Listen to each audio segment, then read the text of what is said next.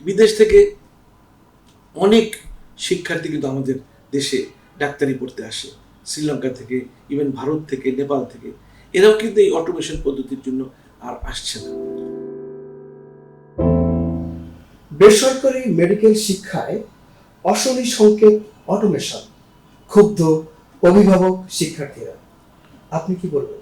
আসলে এই যে আওয়ামী লীগের ফ্যাসিস্ট আওয়ামী লীগের যে 15 বছরের শাসন, এতে সব সেক্টরকে যেমন ধ্বংস করেছে, মেডিকেল শিক্ষা ব্যবস্থাকেও ধ্বংস করেছে। অনেক উদাহরণ আছে এই মেডিকেল শিক্ষা ব্যবস্থা ধ্বংস করার জন্য। তার মধ্যে এই ভর্তির ব্যাপারটা, ভর্তি পরীক্ষাতে অনেকেই তো ডাক্তার হতে চায়, তাদের স্বপ্ন থাকে ছোটবেলা থেকে হয় ডাক্তার হবে কিংবা ইঞ্জিনিয়ার হবে। তো ডাক্তার হওয়ার দিকে বেশি ঝোঁক, এবং বেস্ট রেজাল্টগুলো যারা করে তারা মেডিকেলে আসতে চায়, মেডিকেল প্রফেশনে আসতে চায়, ডাক্তার হতে চায়। তো এই অটোমেশন পদ্ধতিটি হঠাৎ করে কেন শুরু করা হলো আমি বুঝি না। আমাদের দেশে 37টি সরকারি মেডিকেল কলেজ রয়েছে, যদি আমাদের সময় মাত্র 8টি মেডিকেল কলেজ ছিল, কোনো প্রাইভেট মেডিকেল কলেজ ছিল না। এবং বর্তমানে প্রাইভেট মেডিকেল কলেজের সংখ্যা 67টি। বহু ডিস্ট্রিক্টে প্রাইভেট মেডিকেল কলেজ গড়ে উঠেছে। তো যে এর মান এতই খারাপ হয়ে গেছে, কিছু কিছু, সবগুলো কথা বলবো না, যেমন ভালো ভালো আছে, বারডেম আছে, তারপরে হলি ফ্যামিলি মেডিকেল কলেজ আছে, বাংলাদেশ মেডিকেল কলেজ আছে, উত্তরা মেডিকেল, এরকম ভালো মানের দিক দিয়ে।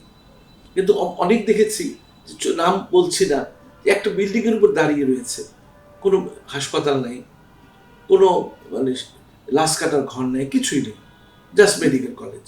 এরকম মেডিকেল কলেজ আছে।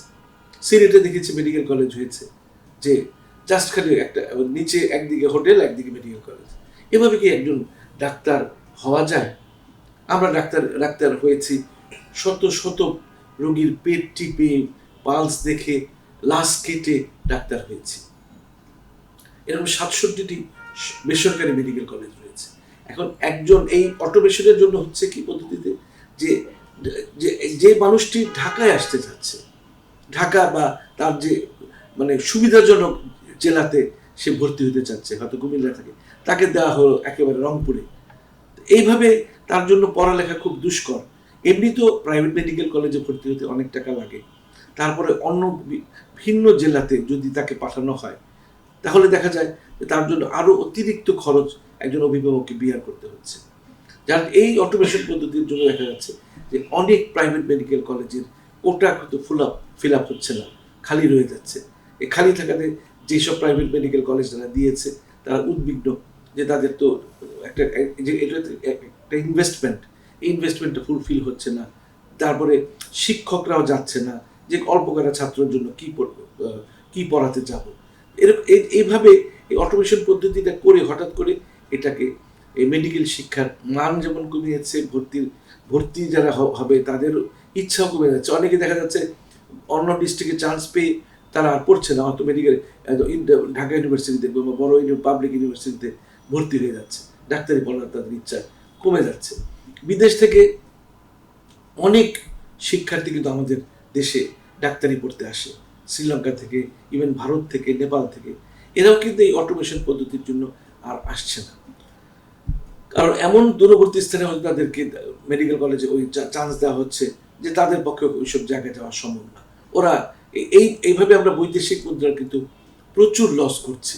এরা যে বিদেশে যেগুলো মানে ছাত্র পড়তে আসে, এদের মাধ্যমে কিন্তু আমরা অনেক বৈদেশিক মুদ্রা অর্জন করতে পারতাম, কিন্তু আমরা এদিক দিয়েও আমরা লুজার হচ্ছি। আসলে এই গত ফ্যাসিস্ট সরকারটি সব সেক্টরকে ধ্বংস করে দিয়ে গেছে অটোমেশন পদ্ধতি। তার চেঞ্জ টিভিকে আমি তো মেলা দিন ধরে দেখছি।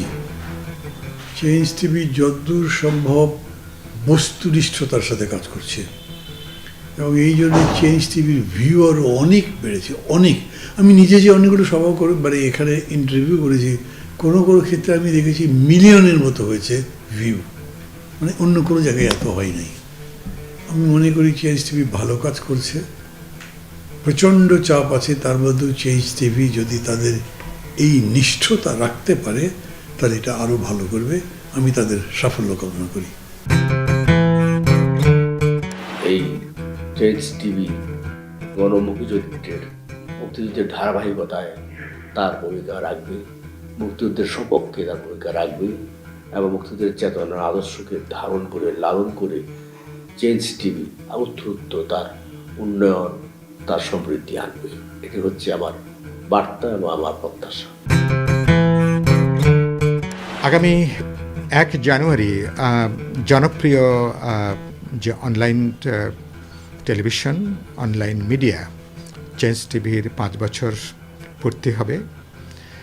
চেঞ্জ টিভির সাথে আমার অনেক দীর্ঘ এবং পুরনো সম্পর্ক, প্রায় বলতে পারেন ঘরের সম্পর্ক।